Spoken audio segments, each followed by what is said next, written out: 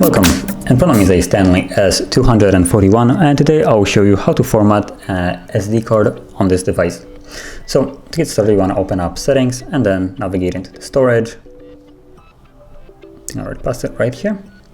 And scroll down till you see your SD card, as you can see right here. And you have the button right here, erase SD card. Tap on it and erase SD card.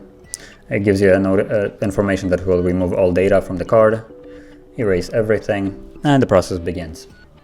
It's fairly quick, it doesn't require really much from it. And once it's done, the card will be clean of all the data and ready to be used immediately right after. So that is how you perform a wipe of the card. And if you found this very helpful, don't forget to hit like, subscribe, and thanks for watching.